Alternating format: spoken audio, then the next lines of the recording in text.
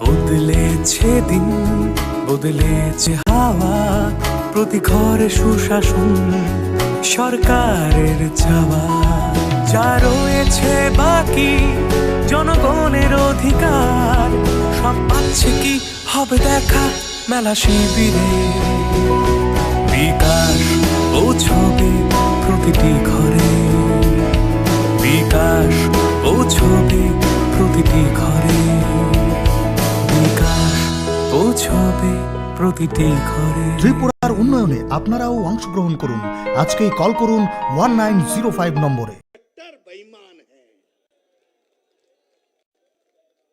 मैं आदरणीय प्रधानमंत्री जी ने सबका मार्गदर्शन करना है, मैं अधिक समय नहीं लूंगा, लेकिन मैं फिर से गुजरात में जो हमें सफलता आपने दिलाई और आपके नेतृत्व में हमें मिला है, और जिस हर्षोल्लास के साथ सारा देश हर्षोल्लास के साथ है, मैं आपको भी बधाई देता हूं और आदरणीय मोदी जी का अभिनंदन करता हूं, स्वागत करता हूं।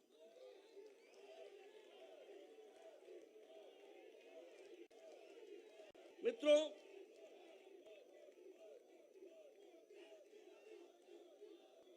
मैं हिमाचल प्रदेश के बारे में भी कहना चाहता हूं। मैं निवेदन करूंगा कि मंच से सभी नेता आदरणीय प्रधानमंत्री जी का, जिन्होंने हर मोर्चे पर भारत का नाम रोशन किया, देश के रक्षक, देश को आगे बढ़ाने वाले, देश को विश्व की सबसे बड़ी शक्ति बनाने वाले, हम सब के मसीहा प्रधानमंत्री श्री नरेंद्र मोदी जी का, जिन्होंने इस विजय के अंदर मूल आधार इस विजय का जो है, ऐसे हमारे नेता प्रधानमंत्री नरेंद्र मोदी जी का सब हैं।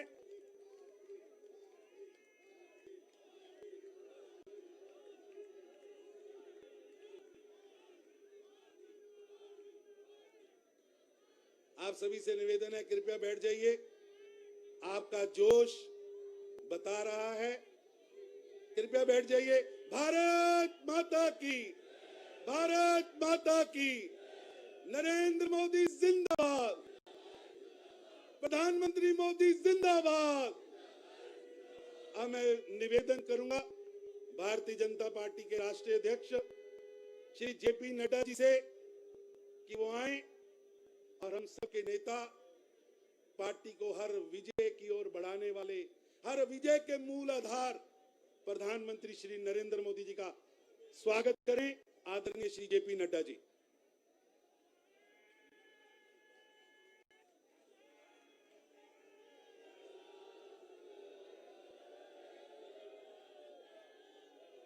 बोलिए भारत माता की, भारत माता की, भारत माता की। Bharatiya Janata party, Bharatiya Janata party, Bharatiya Janata party. Shri Narendra Modi ji, Shri Narendra Modi ji, Shri Narendra Modi ji. आज के इस विशाल विजय सभा में मंच पर उपस्थित हम सबके प्रिय नेता, भारत के यशस्वी प्रधानमंत्री सम्माननीय श्री नरेंद्र मोदी जी, मंचस्थ हमारे सभी वरिष्ठ नेता और यहां इतनी बड़ी संख्या में इकट्ठा आए, जोश से भरे हुए, ओतप्रोत होते हुए विजय के इस सभा में अपना योगदान करने के लिए दूर दूर से आए, आप सबकी ओर से और मैं अपनी ओर से और भारतीय जनता पार्टी के करोड़ों कार्यकर्ताओं की ओर से हम अपने यशस्वी प्रधानमंत्री श्री नरेंद्र मोदी जी का हार्दिक अभिनंदन करते हैं, स्वागत करते हैं।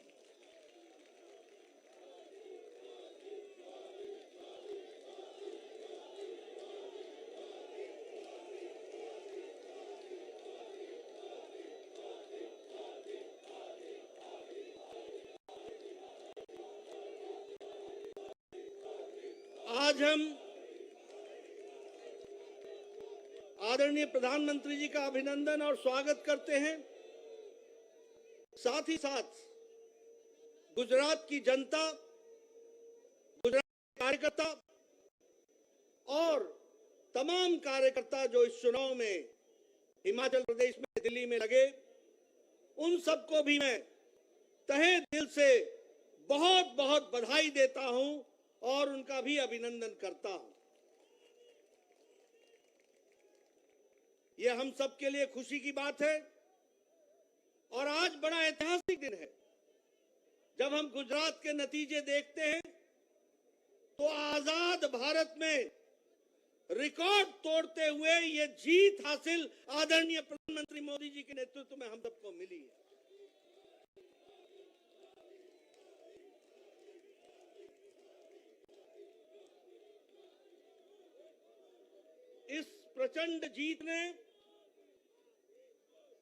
इस प्रचंड ऐतिहासिक जीत ने इस बात को स्पष्ट कर दिया है जिसकी नींव आदरणीय प्रधानमंत्री जी ने भारत की राजनीति में रखा है, और वह है विकासवाद, विकास की कहानी।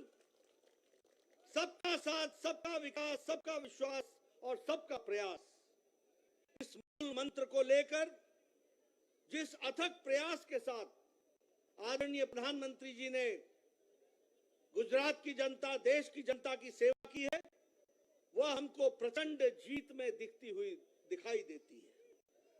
हम जानते हैं कि विकास के साथ साथ कल्याणकारी नीति, गांव, गरीब, वंचित, पीड़ित, शोषित, दलित, समाज के अंतिम पायदान पर खड़ा व्यक्ति, उन सब के लिए जो आपने नीतियां बनाई, जो आपने कार्यक्रम बनाए, जो उनके दुख दर्द को समझा, जो उनके आंसुओं को पोंछने का आपने काम किया, उस गरीब के घर में रोटी मिल सके इसकी व्यवस्था की, उसके घर में अच्छा सा शौचालय हो जाए और वो जीवन इज्जत के साथ जी सके, इसलिए परिवर्तन आपने ला करके दिखाया है।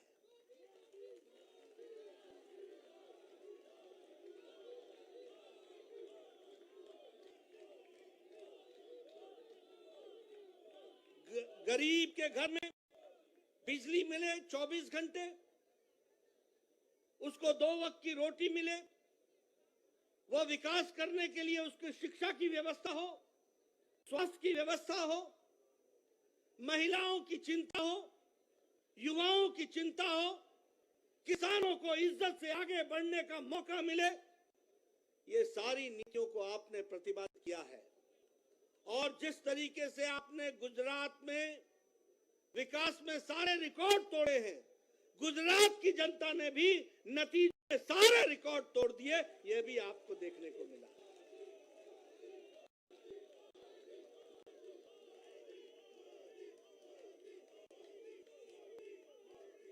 हमें 52% वोट हमारे को मिला गुजरात में, और उसके साथ साथ 156 सीटों पर हम विजय हासिल कर पाए। जहां तक कांग्रेस का सवाल है, पिछले चुनाव में 41.4 से घट करके 27.3% पर कांग्रेस आकर के खड़ी हो गई। एक तरीके से उनका वंशवाद, परिवारवाद, अकर्मण्यता और गैर जिम्मेदाराना विपक्ष, यह सब मिलाकर के उनकी स्थिति इस तरीके की बनाता है। मैं यह भी कहना चाहता हूं, एक नई पार्टी आई गुजरात का अपमान करने के लिए। वो नई पार्टी क्या करती थी? एक पेपर लेकर के आए उनके नेता और कहने लगे, ये देखो, इसको नोट कर लो, और मैं यहां भविष्यवाणी करता हूं कि गुजरात में सरकार उनकी पार्टी की आ रही है। ऐसा गैर जिम्मेदाराना पार्टी का नेता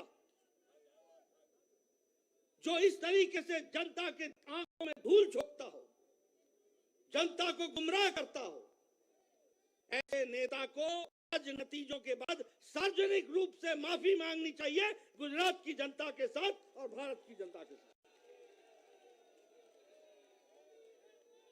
ये कैसी राजनीति है? देखो मैं लिख के दे रहा हूं, भविष्यवाणी कर रहा हूं। और दूसरा रिकॉर्ड उसने क्या तोड़ा, और दूसरा रिकॉर्ड क्या तोड़ा कि आजाद भारत में आज दिन तक ऐसा कोई नेता नहीं हुआ जो बोर्ड लेकर के चलता हो कि मैं कट्टर ईमानदार हूं। बोर्ड लेकर के ऐसे अपने बारे में बताने की आवश्यकता पड़ जाए, आप समझ सकते होंगे कि ये कितने कट्टर बेईमान हैं।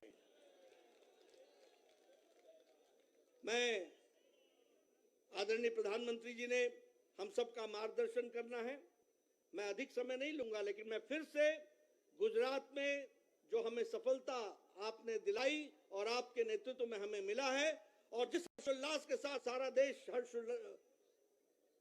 हर्षोल्लास के साथ है, मैं आपको भी बधाई देता हूं और आदरणीय मोदी जी का अभिनंदन करता हूं, स्वागत करता हूं।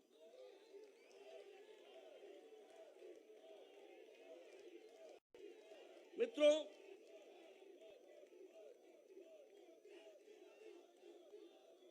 मैं हिमाचल प्रदेश के बारे में भी कहना चाहता हूं।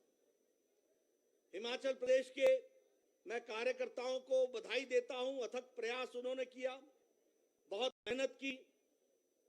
यह ठीक है कि हमें सफलता नहीं मिली, लेकिन यह भी ध्यान रखना चाहिए कि राज जरूर बदला, लेकिन साथ में राजनीति के रिवाज भी बदले। पहले जब पार्टियां बदलती थी तो 5% से वोट का फर्क पड़ता था।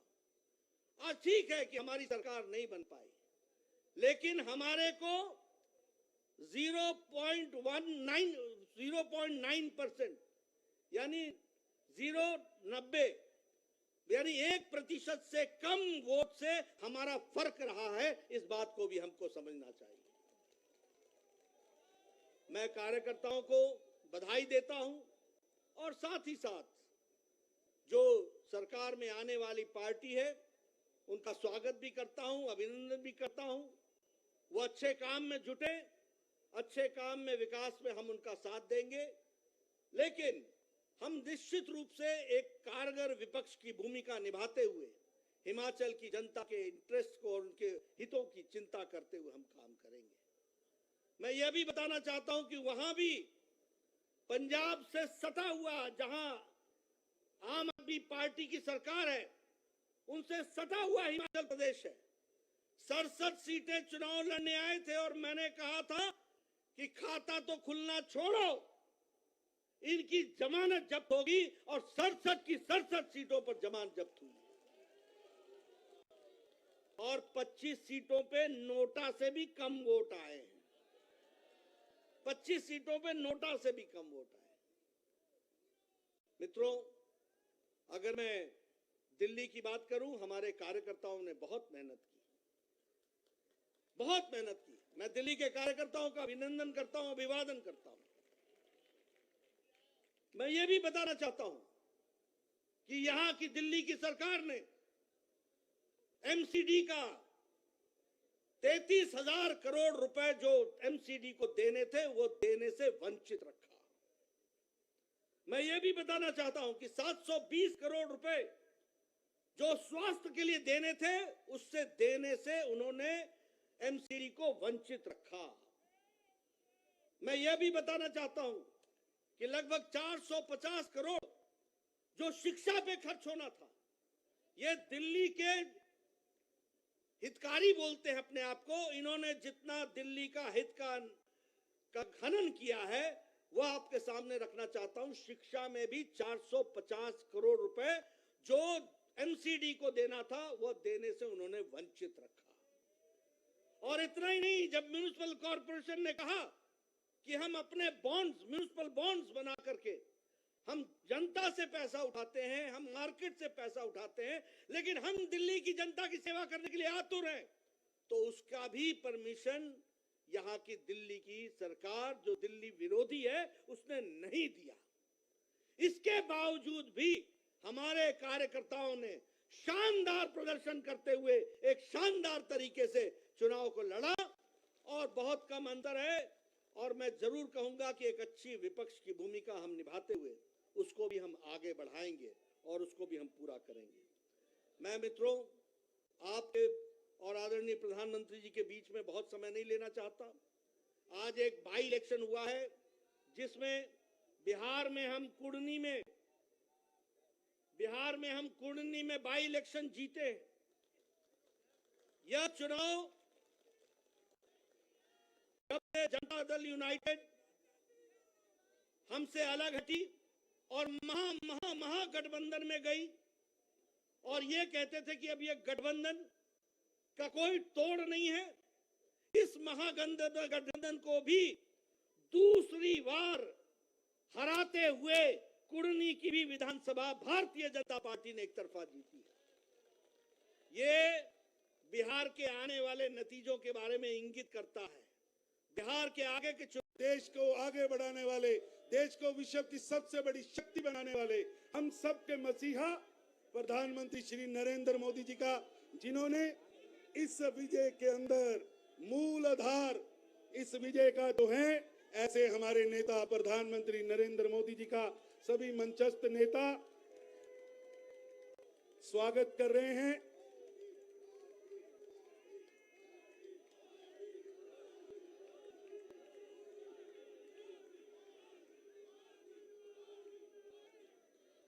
आप सभी से निवेदन है, कृपया बैठ जाइए। आपका जोश बता रहा है, कृपया बैठ जाइए। भारत माता की, भारत माता की, नरेंद्र मोदी जिंदाबाद, प्रधानमंत्री मोदी जिंदाबाद। अब मैं निवेदन करूंगा भारतीय जनता पार्टी के राष्ट्रीय अध्यक्ष श्री जेपी नड्डा जी से कि वो आए और हम सबके नेता पार्टी को हर विजय की ओर बढ़ाने वाले, हर विजय के मूल आधार प्रधानमंत्री श्री नरेंद्र मोदी जी का स्वागत करें। आदरणीय श्री जेपी नड्डा जी।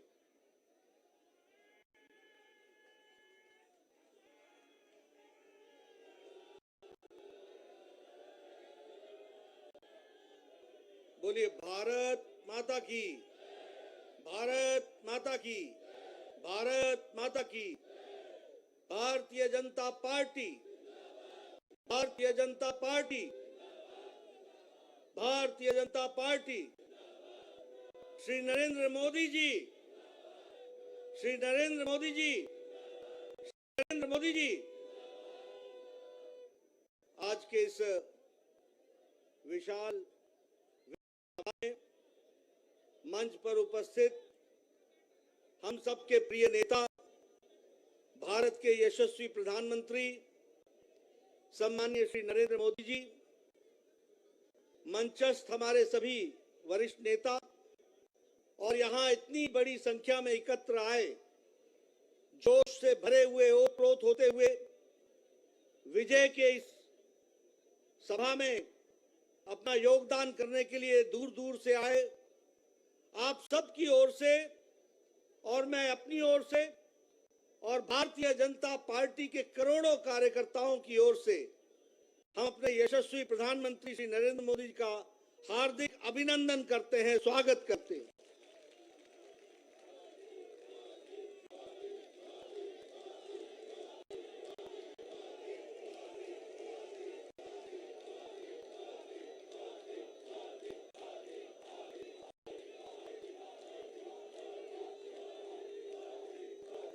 आज हम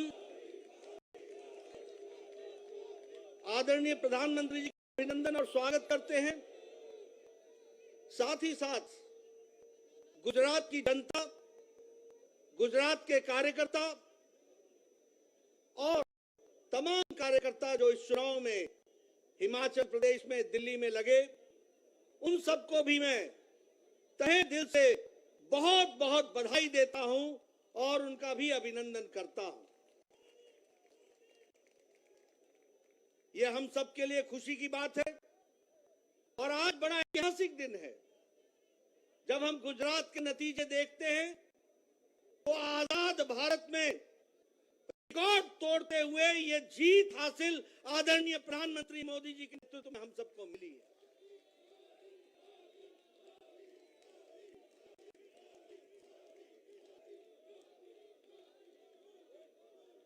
इस प्रचंड जीत ने इस प्रचंड ऐतिहासिक जीत ने इस बात को स्पष्ट कर दिया है जिसकी नींव आदरणीय प्रधानमंत्री जी ने भारत की राजनीति में रखा है, और वह है विकासवाद, विकास की कहानी। सबका साथ, सबका विकास, सबका विश्वास और सबका प्रयास, इस मूल मंत्र को लेकर जिस अथक प्रयास के साथ आदरणीय प्रधानमंत्री जी ने गुजरात की जनता, देश की जनता की सेवा की है, वह हमको प्रचंड जीत में दिखती हुई दिखाई देती है। हम जानते हैं कि विकास के साथ साथ कल्याणकारी नीति गांव, गरीब, वंचित, पीड़ित, शोषित, दलित, समाज के अंतिम पायदान पर खड़ा व्यक्ति, उन सब के लिए जो आपने नीतियां बनाई, जो आपने कार्यक्रम बनाए, जो उनके दुख दर्द को समझा, जो उनके आंसुओं को पोंछने का आपने काम किया, उस गरीब के घर में रोटी मिल सके की व्यवस्था की, उसके घर में अच्छा सा शौचालय हो जाए और वो जीवन इज्जत के साथ सके, इसलिए यह परिवर्तन आपने ला करके दिखाया है।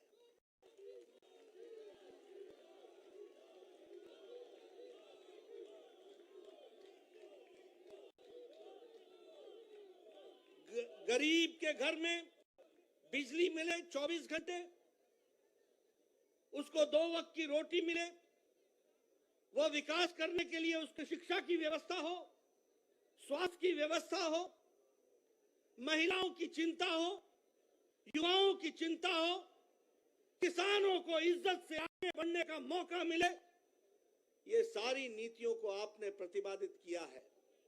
और जिस तरीके से आपने गुजरात में विकास में सारे रिकॉर्ड तोड़े हैं, गुजरात की जनता ने भी नतीजों में सारे रिकॉर्ड तोड़ दिए, यह भी आपको देखने को मिला।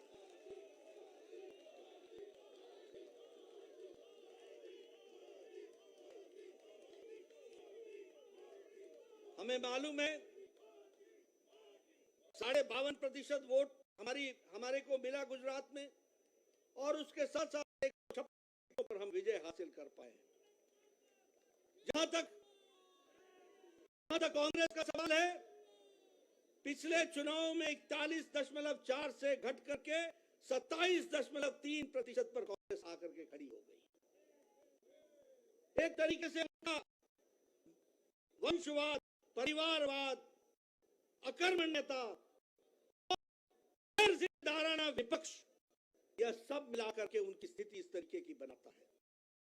मैं चाहता हूं एक नई पार्टी आई, गुजरात तापमान, तो नई पार्टी क्या करती थी, एक पेपर लेकर आए नेता और कहने लगे ये देखो, इसको नोट कर लो, भविष्यवाणी करता हूं कि गुजरात में सरकार उनकी पार्टी की आ रही है। ऐसा गैर जिम्मेदाराना पार्टी जो इस तरीके से जनता के आंखों होता हो, जनता गुमराह करता हो, ऐसे नेता को आज नतीजे के बाद सार्वजनिक रूप से माफी मांगनी चाहिए, गुजरात की जनता के साथ, भारत की जनता के साथ। ये कैसी राजनीति है? देखो, मैं लिख के दे रहा हूं, भविष्यवाणी कर। और दूसरा रिकॉर्ड उसने क्या तोड़ा, और दूसरा रिकॉर्ड क्या तोड़ा कि आजाद भारत में आज दिन तक ऐसा कोई नेता नहीं हुआ जो बोर्ड लेकर के चलता हो कि मैं कट्टर ईमानदार हूं। बोर्ड लेकर के ऐसे अपने बारे में बताने की आवश्यकता पड़ जाए, आप समझ सकते होंगे कि ये कितने कट्टर बेईमान हैं। आदरणीय प्रधानमंत्री जी ने हम सबका मार्गदर्शन करना है, मैं अधिक समय नहीं लूंगा, लेकिन मैं फिर से गुजरात में जो हमें सफलता आपने दिलाई और आपके नेतृत्व में मिला है, और जिस हर्षोल्लास के साथ सारा देश मैं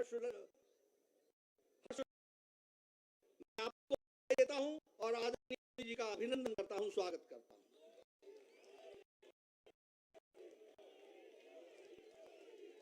मित्रों,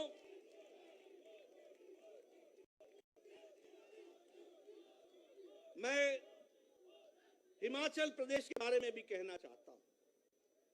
हिमाचल प्रदेश के मैं कार्यकर्ताओं को बधाई देता हूं। अथक प्रयास उन्होंने किया, बहुत मेहनत की। यह ठीक है कि हमें सफलता नहीं मिली, लेकिन यह भी ध्यान रखना चाहिए कि राज जरूर बदला, लेकिन साथ में राजनीति के रिवाज भी बदले। पहले जब पार्टियां बदलती थी तो 5% से वोट का फर्क पड़ता था। आज ठीक है कि हमारी सरकार नहीं बन पाई, लेकिन हमारे को 0.9% यानी 0.90 यानी 1% से कम वोट से हमारा फर्क है। इस बात को भी हमको चाहिए। मैं कार्यकर्ताओं को बधाई देता हूं और साथ ही साथ जो सरकार में आने वाली पार्टी है उनका स्वागत भी करता हूं, अभिनंदन भी करता हूं। वो अच्छे काम में जुटे, अच्छे काम में, विकास में हम उनका साथ देंगे, लेकिन हम निश्चित रूप से एक कारगर विपक्ष की भूमिका निभाते हुए हिमाचल की जनता के इंटरेस्ट को और उनके हितों की चिंता करते हुए काम करेंगे। मैं यह भी बताना चाहता हूं कि वहां भी पंजाब से सटा हुआ, जहां आम आदमी पार्टी की सरकार है, उनसे सटा हुआ हिमाचल प्रदेश 67 सीटें चुनाव लड़ने आए थे और मैंने कहा था कि खाता खुलना छोड़ो, इनकी जमानत जब्त होगी और 67 की 67 सीटों पर जमानत जब्त हुई और 25 सीटों पे नोटा से भी कम वोट आए हैं। 25 सीटों पे नोटा से भी कम वोट आए। मित्रों, अगर मैं दिल्ली की बात करूं, हमारे कार्यकर्ताओं ने बहुत मेहनत की, बहुत मेहनत की। मैं दिल्ली के कार्यकर्ताओं का अभिनंदन करता हूं, अभिवादन करता हूं। मैं ये भी बताना चाहता हूं कि यहां की दिल्ली की सरकार ने एमसीडी का 33,000 करोड़ रुपए जो एमसीडी को देने थे वो देने से वंचित रहा। मैं ये भी बताना चाहता हूं कि 720 करोड़ रुपए जो स्वास्थ्य के लिए देने थे, उससे देने से उन्होंने एमसीडी को वंचित रखा।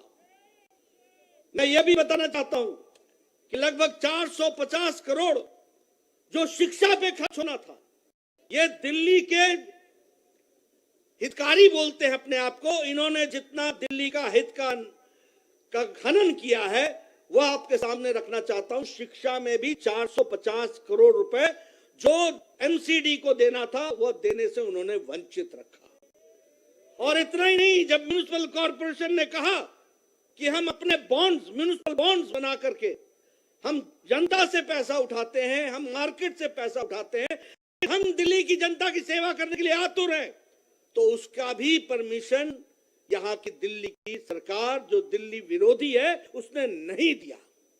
इसके बावजूद भी हमारे कार्यकर्ताओं ने शानदार प्रदर्शन करते हुए एक शानदार तरीके से चुनाव को लड़ा और बहुत कम अंतर है।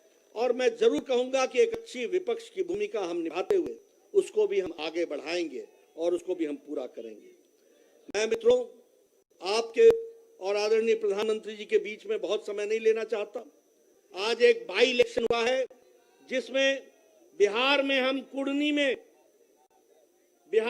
कुर्नी में बाई इलेक्शन जीते। यह चुनाव जब से जनता दल यूनाइटेड हमसे अलग हटी और महागठबंधन में गई और ये कहते थे कि अब ये गठबंधन का कोई तोड़ नहीं है, इस महागठबंधन को भी दूसरी बार हराते हुए कुर्नी की भी विधानसभा भारतीय जनता पार्टी ने एक तरफा जीती। ये बिहार के आने वाले नतीजों के बारे में इंगित करता है, बिहार के आगे के चुनाव के बारे में इंगित करता है। ये दूसरा चुनाव है जब नीतीश जी आरजेडी से मिल गए और कहा कि ये तो अब बड़ा भारी कास्ट का अलायंस होगा। हम इनको भी ये बता देना चाहते हैं कि आदरणीय मोदी जी के नेतृत्व में चाहे उत्तर प्रदेश हो चाहे बिहार हो, मैथमेटिक्स नहीं चलता, केमिस्ट्री चलती है, केमिस्ट्री चलती है, प्यार चलता है। और लोग विकास को वोट देते हैं, आदरणीय प्रधानमंत्री जी को वोट देते हैं। मित्रों, हम इसी तरीके से आगे बढ़ेंगे आज आपके और प्रधानमंत्री जी के बीच में ज्यादा समय न रहता हुआ, आज सच में ऐतिहासिक दिन है, जिस दिन आजादी के बाद गुजरात में हमने सारे रिकॉर्ड आदरणीय प्रधानमंत्री जी के नेतृत्व में तोड़े। और मित्रों, ये भी याद रखना कि प्रधानमंत्री जी ने जितनी अथक मेहनत चुनाव में करते हैं, वो हम सब के लिए अनुकरणीय है, वो हम सब के लिए दिशा देता है, वो हम सबको बताता है कि किस तरीके से भारत की जनता को आगे बढ़ाने के लिए आदरणीय प्रधानमंत्री जी दिन रात काम करते हैं। मैं इन्हीं शब्दों के साथ पुनः उनका हार्दिक अभिनंदन करता हूं, स्वागत करता हूं, और उनका जो मार्गदर्शन हमको मिलेगा, मैं विश्वास दिलाता हूं कि भारतीय जनता पार्टी के करोड़ों कार्यकर्ता आपके रास्ते पर चलेंगे और आपके माध्यम से देश को बढ़ाने में अपना योगदान करेंगे। इन्हीं शब्दों के साथ बहुत बहुत धन्यवाद। भारत माता की, भारतीय जनता पार्टी, श्री नरेंद्र मोदी जिंदाबाद। अब मैं निवेदन करूंगा भारत के प्रधानमंत्री श्री नरेंद्र मोदी जी से, जो हर जीत का आधार है, मूल आधार है, हमारे नेता हमें संबोधित करें, हम सबका मार्गदर्शन करें।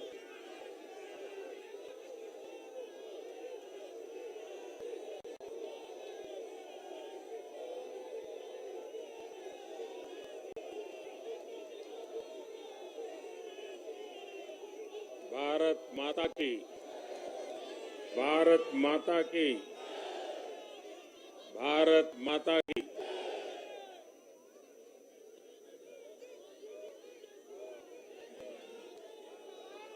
भारतीय जनता पार्टी के राष्ट्रीय अध्यक्ष श्रीमान जेपी नड्डा जी, हमारे वरिष्ठ साथी श्री राजनाथ जी, श्री भाई,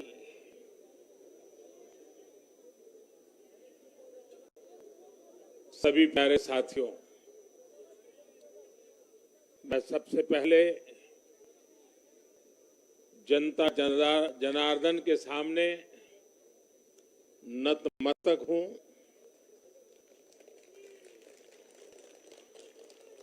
जनता जनार्दन का आशीर्वाद अभिभूत करने वाला है।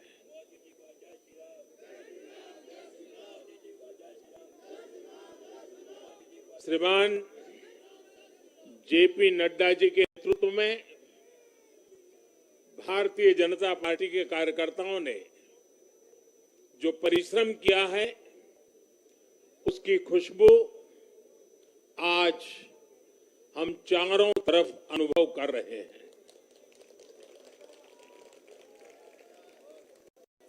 जहां भारतीय जनता पार्टी प्रत्यक्ष नहीं जीती, वहां भाजपा का वोट शेयर भाजपा के प्रति स्नेह का साक्षी है।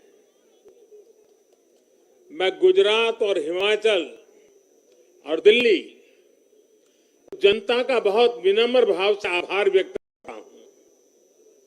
भाजपा के प्रति ये स्नेह देश के अलग अलग राज्यों के उपचुनाव में भी दिख रहा है। यूपी के रामपुर में भाजपा को जीत हासिल हुई है। बिहार के उपचुनावों में भाजपा का प्रदर्शन आने वाले दिनों का स्पष्ट संकेत कर रहा है। मैं आज चुनाव आयोग का भी अभिनंदन करता हूं, उनका आभार व्यक्त करता हूं। और ये चुनाव के दरमियान एक बहुत बड़ी बात जिसकी चर्चा होनी चाहिए थी, जहां तक मेरी जानकारी है, एक भी पोलिंग बूथ में रीपोलिंग करवाने की नौबत नहीं आई है।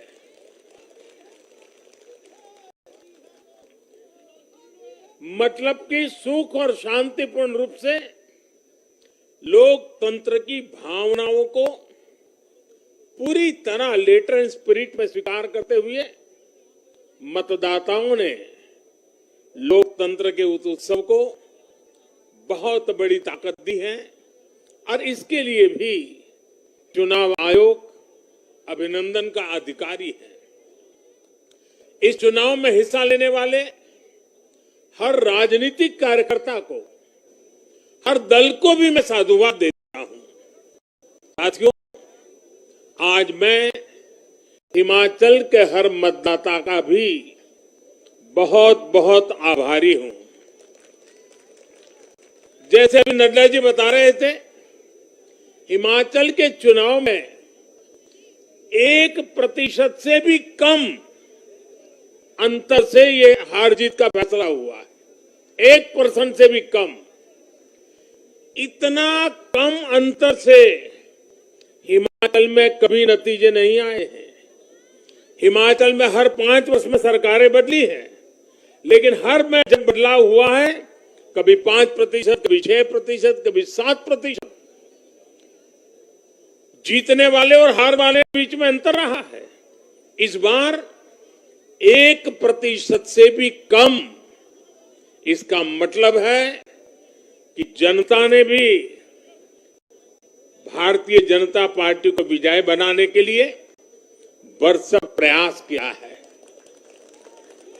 मैं हिमाचल की जनता को आश्वस्त करता हूं कि भाजपा भले ही 1% से पीछे रह गई, लेकिन विकास के लिए हमारी प्रतिबद्धता 100% रहेगी।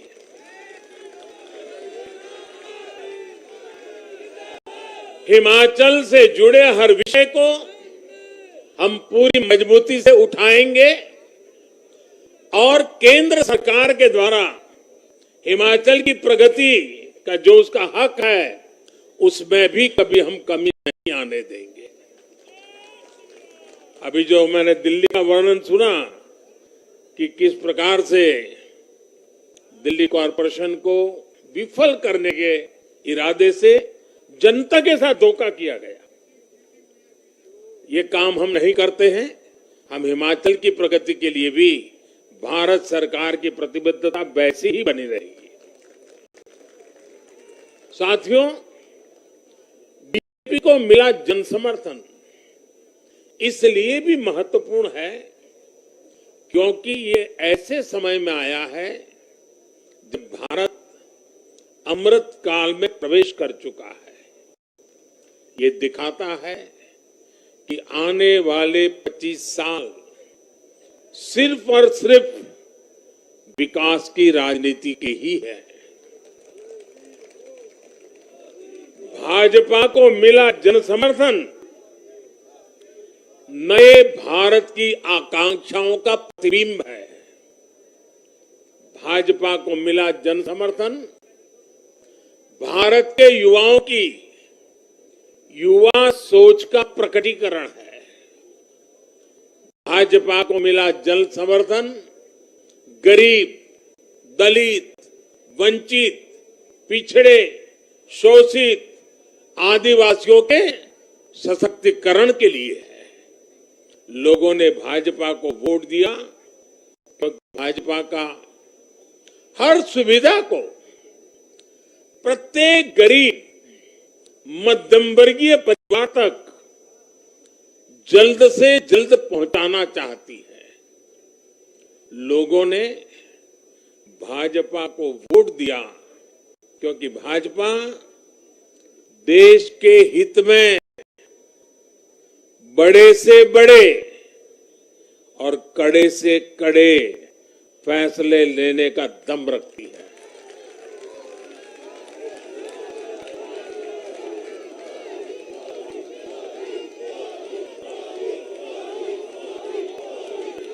भाजपा का बढ़ता जन समर्थन ये दिखाता है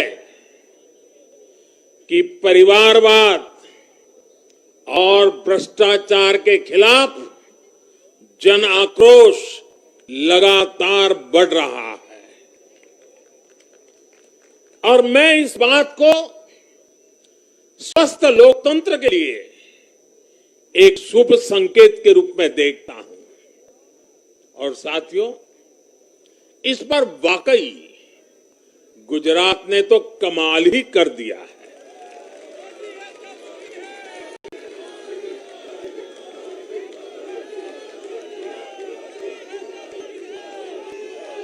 मैं नड्डा जी सहित सभी भाजपा कार्यकर्ताओं को बधाई देता हूं और विशेष रूप से मैं गुजरात की जनता को भी नमन करता हूं। चुनावों के दौरान मैंने गुजरात के भाई बहनों और युवाओं से कहा था कि इस बार नरेंद्र का रिकॉर्ड टूटना चाहिए और मैंने वादा किया था कि भूपेंद्र नरेंद्र का रिकॉर्ड तोड़े, इसलिए नरेंद्र जी जान से मेहनत करेगा।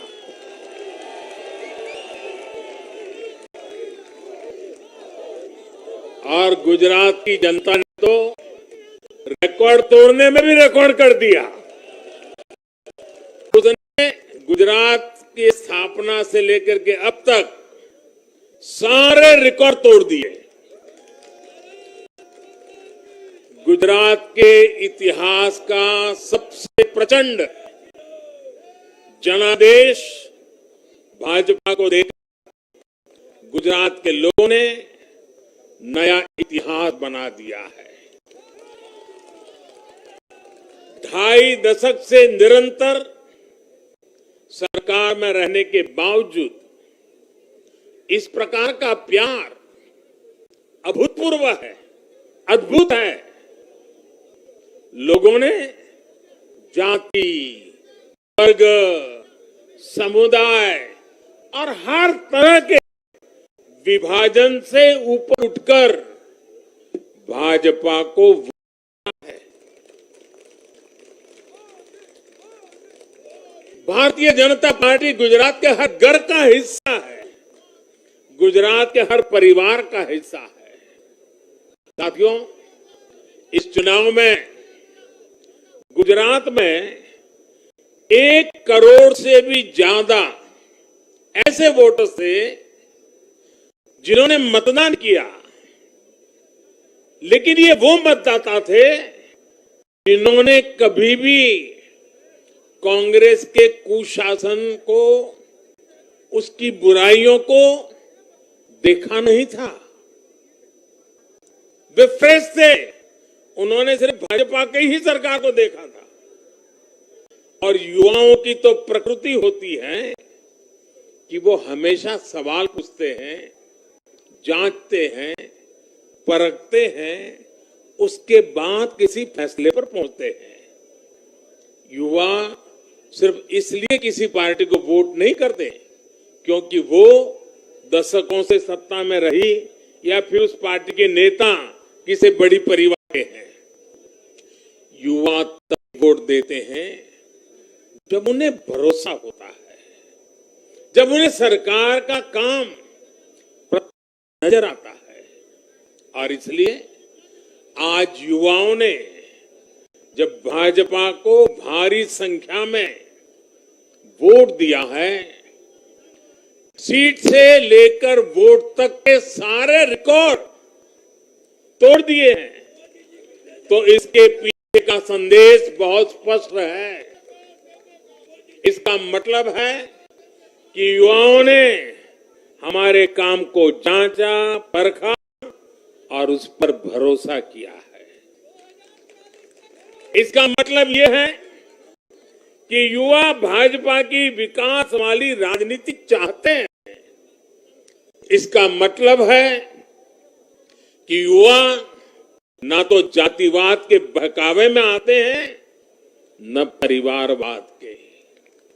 युवाओं का दिल सिर्फ विजन और विकास से जीत सकते हैं, और भाजपा में विजन भी है और विकास के प्रति प्रतिबद्धता भी है।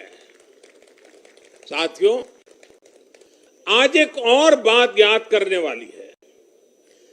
जब महामारी के घोर संकट के बीच बिहार में चुनाव हुए थे तो जनता ने भाजपा को भरपूर आशीर्वाद दिया। जब महामारी के संकट से बाहर निकलते हुए असम, यूपी, उत्तराखंड, गोवा, मणिपुर एक के बाद एक चुनावों में जनता ने भारतीय जनता पार्टी को ही चुना। और आज जब भारत विकसित भारत के लक्ष्य की प्राप्ति के लिए आगे बढ़ रहा है तो भी देश की जनता का भरोसा सिर्फ और सिर्फ भाजपा पर है।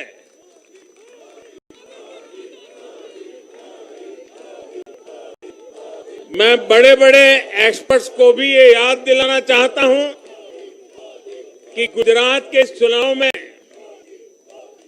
भाजपा का आह्वान था विकसित गुजरात से विकसित भारत का निर्माण। गुजरात के नतीजों ने सिद्ध किया है कि सामान्य मानवी में विकसित भारत के लिए कितनी आकांक्षा है। संदेश साफ है, देश के सामने कोई चुनौती होती है तो देश की जनता का भरोसा भाजपा पर होता है। जब देश पर कोई संकट आता है तो देश की जनता का भरोसा भाजपा पर होता है। जब देश बड़े लक्ष्य तय करता है तो उनकी प्राप्ति के लिए देशवासियों का भरोसा भाजपा पर होता है। जब देश की आकांक्षाएं चरम पर होती हैं तो भी उनकी पूर्ति के लिए देश की जनता का भरोसा भाजपा पर ही होता है। साथियों, भाजपा के आज हम जहां पहुंचे हैं, राज्यों में हो, स्थानीय स्वराज की निकायों में हो, केंद्र में, ये ऐसे ही नहीं पहुंचे हैं। 5 पीढ़ियां जनसंघ के जमाने से तपस्या करते हुए परिवार के परिवारों खपते रहे, तब जाकर ये दल बना है, तब जाकर के हम यहां पहुंचे हैं। भाजपा के लिए लाखों समर्पित कार्यकर्ताओं ने अपना जीवन खपा दिया है। व्यक्तिगत सुख, व्यक्तिगत आकांक्षाएं, व्यक्तिगत खुशी, व्यक्तिगत महत्वाकांक्षा, व्यक्तिगत सफलता, इन सबको तिलांजलि देकर भाजपा का प्रत्येक कार्यकर्ता समाज और देश की सेवा करने में, समाज और देश को सशक्त करने में जुटा रहता है। हम विचार पर भी बल देते हैं और व्यवस्था को भी सबल बनाते रहते हैं। भाजपा अपने कार्यकर्ताओं की अथाह संगठन शक्ति पर भरोसा करके ही अपनी रणनीति बनाती है और सफल भी होती है।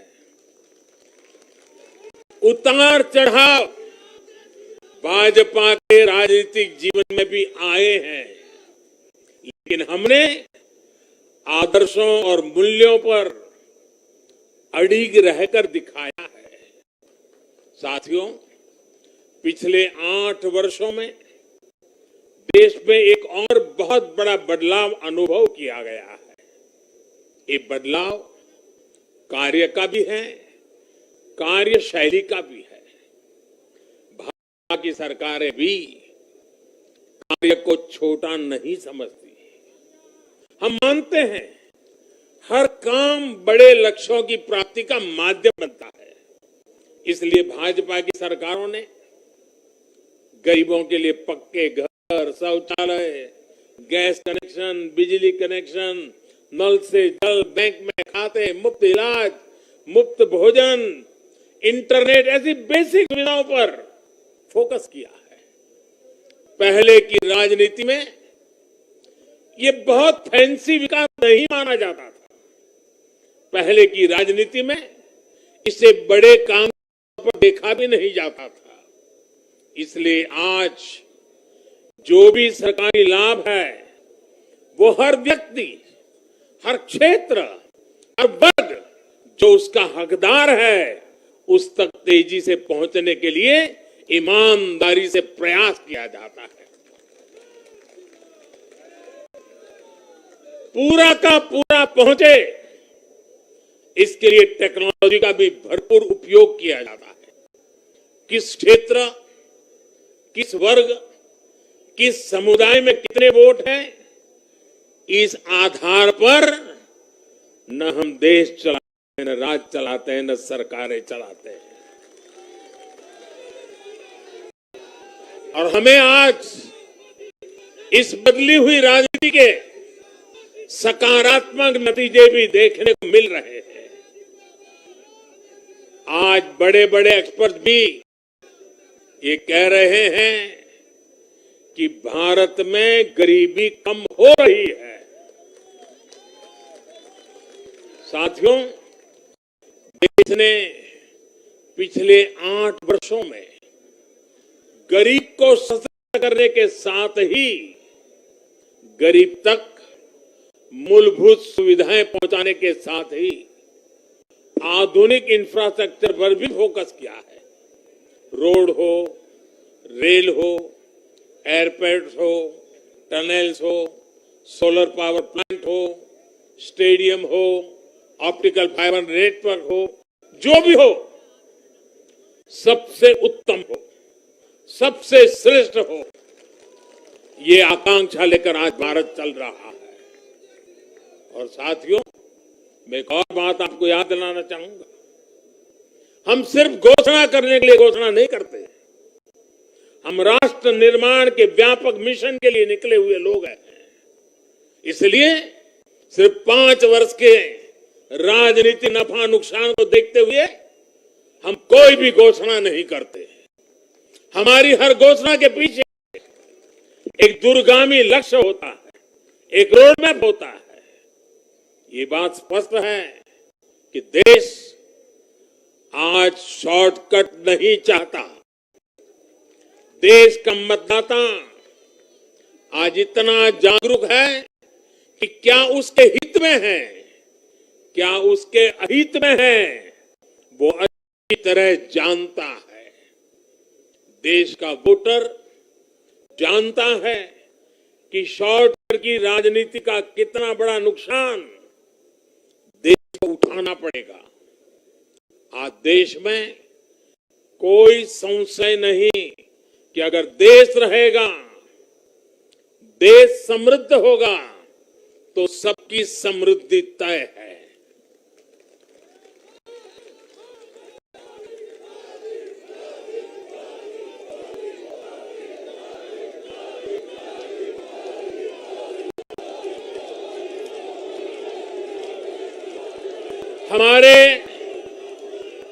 हमारे पूर्वजों के पास अनुभव का अगाध ज्ञान था और अनुभव के निचोड़ से कहावतें बनती थी।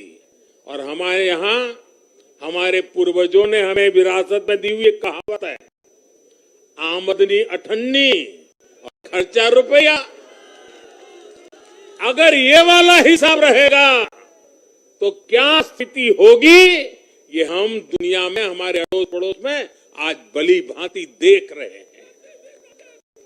और इसलिए आज देश बहुत सतर्क है। देश के हर राजनीतिक दल को ये याद रखना होगा कि चुनावी हथकंडों से किसी का भला नहीं हो सकता। साथियों, आज के जनादेश में एक और संदेश है। समाज के बीच दूरियां बढ़ाकर राष्ट्र के सामने नई चुनौतियां के जो राजनीतिक दल तत्कालिक लाभ लेने की फिराक में रहते हैं, उन्हें देश की जनता, देश की युवा पीढ़ी देख भी रही है और समझ भी रही है। भारत का भविष्य फॉल्ट लाइंस को बढ़ा करके नहीं, फॉल्ट लाइंस को गिरा कर ही उज्जवल बनेगा। कभी भाषा की दीवार, कभी रहन सहन, कभी क्षेत्र, कभी खान पान, कभी ये वर्ग, कभी वो वर्ग, जुड़ने के लिए तो सैकड़ों वजह हो सकती है, लेकिन जुड़ने के लिए एक वजह ही काफी है। ये मातृभूमि, ये धरती, ये देश, ये हमारा भारत।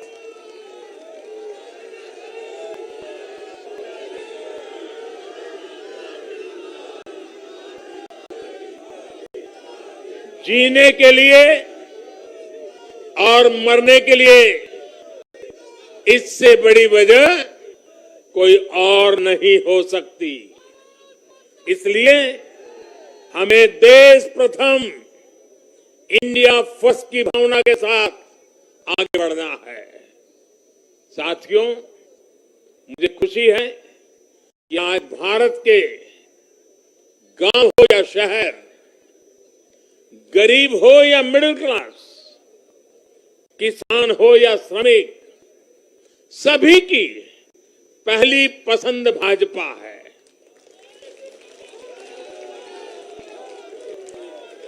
भाजपा को गुजरात के आदिवासी क्षेत्रों का भी अभूतपूर्व आशीर्वाद मिला है। और मुझे अभी जो जानकारी बताई गई, SC ST की गुजरात में करीब 40 सीटें आरक्षित है। 40 में से 24 सीटें थम्बिंग मेजोरिटी से भारतीय जनता पार्टी जीती है।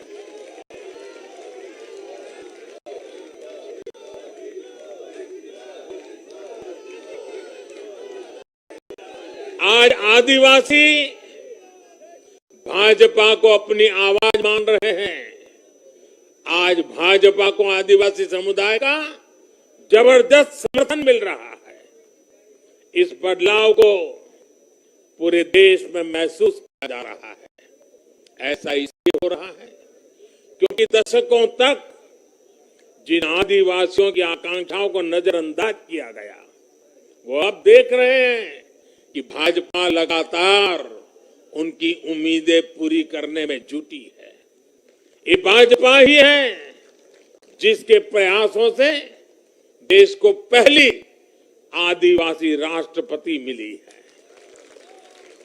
ये भाजपा ही है जिसने आदिवासी कल्याण के लिए बजट बढ़ाया और आदिवासी क्षेत्रों में विकास को रफ्तार दी।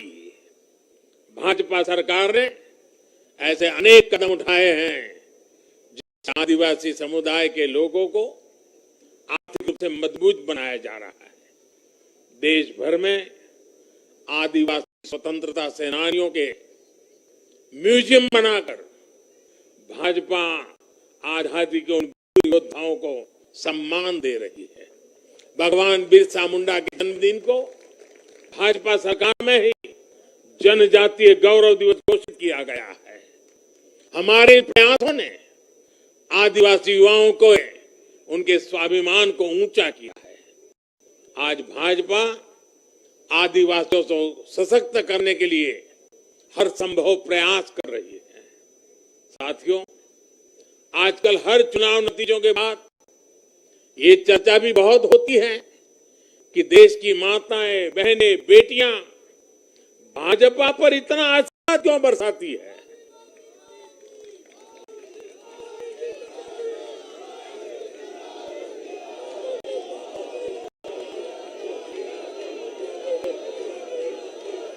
अगर कोई ईमानदारी से आत्मचिंतन करे तो ये पाएगा आजादी के बाद से पहली बार आज देश में एक ऐसी सरकार है जो महिलाओं की समस्याएं, उनकी चुनौतियां, उनकी आवश्यकताएं, उनकी आकांक्षाएं, उसे समझने का लगातार प्रयास कर रही है और उसके अनुसार काम की योजना बनाती है।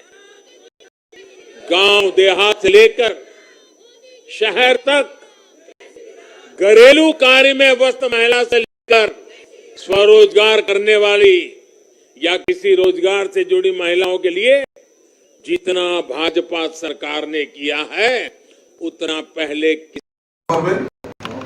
আমরা একটা জনজাতিদের একটা বড় কার্যক্রম আমরা করতে চলছি, এখানে আমাদের কেন্দ্রীয় নেতৃত্ব সেখানে উপস্থিত থাকবেন আশা করছি।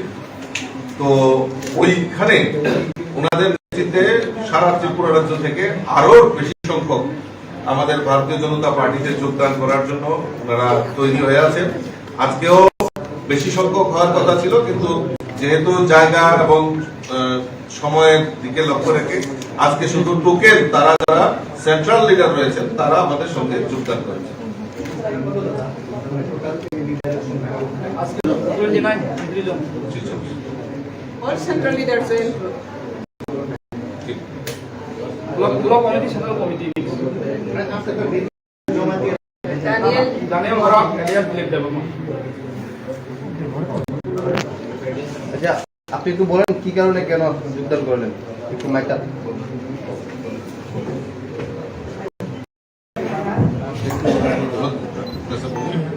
Thank you. Yes. हम लोग इतना अच्छा मौका मिला है क्योंकि आफ्टर कमिंग नॉर्मल लाइफ स्वाभाविक जीवन में आके इंडिया स्टेट गवर्नमेंट हमको बुलाया है शांति में रहने के लिए। बिकॉज द पीस लविंग रिटर्निस আমরা শান্তি প্রিয় আহ্বানে সাড়া দিয়ে সেই শান্তি প্রিয়কে ভালোবেসে আমরা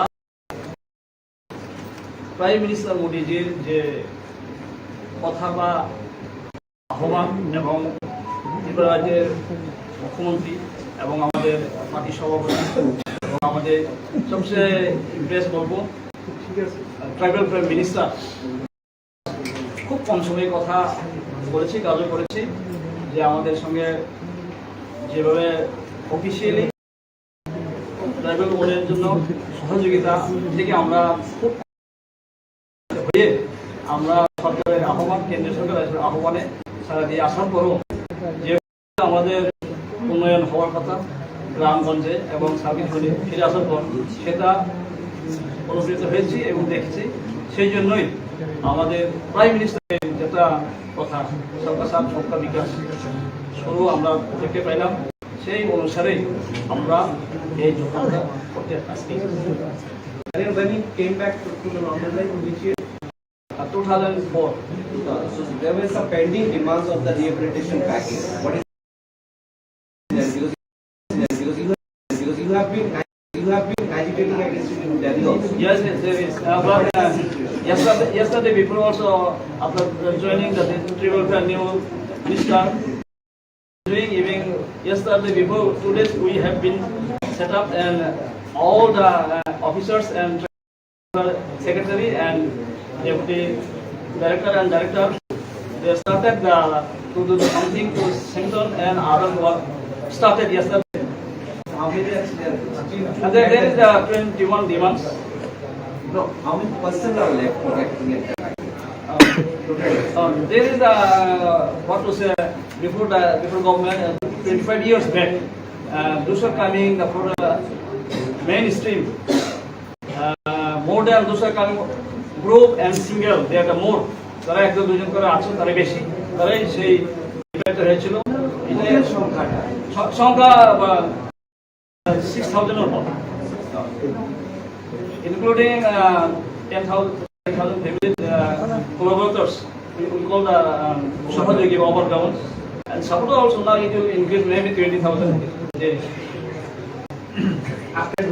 আপনার যে সংগঠন এই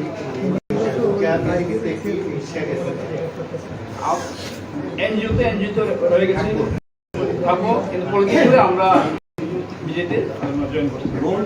দুই নম্বর আজকে মানে ঠিক এখন তার আগে পর্যন্ত কোন রাজনৈতিক দলের সঙ্গে আমি কোনো রাজনৈতিক দলের সঙ্গে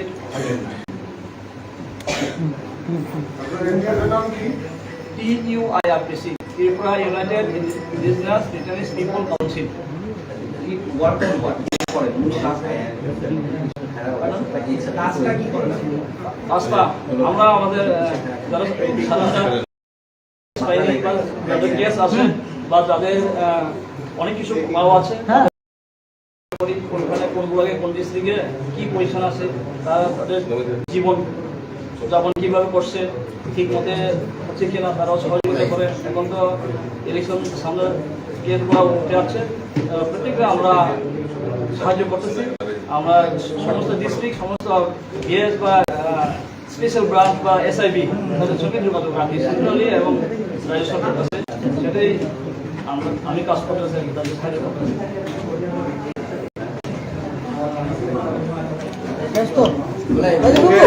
আচ্ছা, আমি তো বলতে গেলে ভালো আসতো ইলেকশন বুঝতে হিমাচল প্রদেশ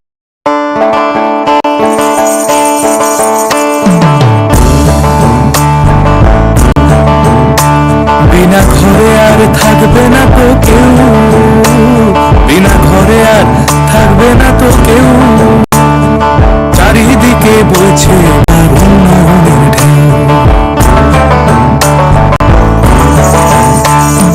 PM আবাস যোজনায় পেয়েছে পাকা বাড়ি, PM আবাস যোজনায় পেয়েছে পাকা বাড়ি, 3 লক্ষ মানুষের হয়েছে স্বপ্ন পূরণ। আপনাদের সহায়তায় আসছে প্রশাসন, হবে এবার প্রতি ঘরে সুশাসন, হবে এবার প্রতি ঘরে সুশাসন। ত্রিপুরার উন্নয়নে আপনারাও অংশগ্রহণ করুন। আজকেই কল করুন 1905 নম্বরে।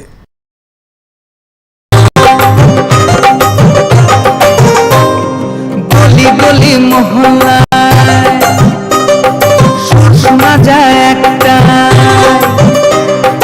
গলি গলি মহল্লায় সুর শোনা যায় একটাই, মানুষের অধিকার ঘরে ঘরে আবার আসছে সুখের দিন, হচ্ছে বিকাশ মিটিং, প্রতি ব্লকে পঞ্চায়েতে গ্রাম পাহাড়ের উন্নয়ন, হবে প্রতি ঘরে সুশাসন, হবে প্রতি ঘরে সুশাসন।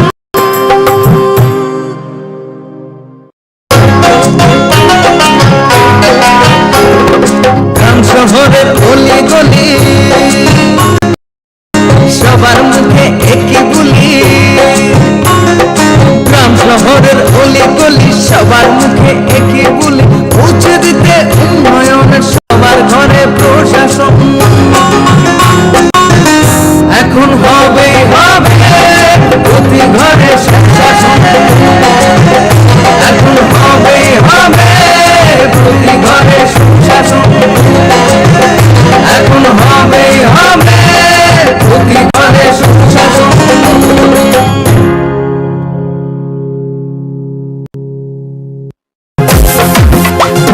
জেলায় জেলায় মেলা হবে, হবে ক্যাম্প শিবির, সরকারি সব সুবিধার থাকবে হাতায় ভিড়, আধার কার্ড বা প্যান কিংবা কিষাণ কার্ড, বাকি যা আরো আছে মনে রাখেন স্যার, সব সুবিধা এখন হাতের কাছে প্রশাসন। সফল হবে হবে প্রতি ঘরে সুশাসন, সফল হবে হবে প্রতি ঘরে সুশাসন।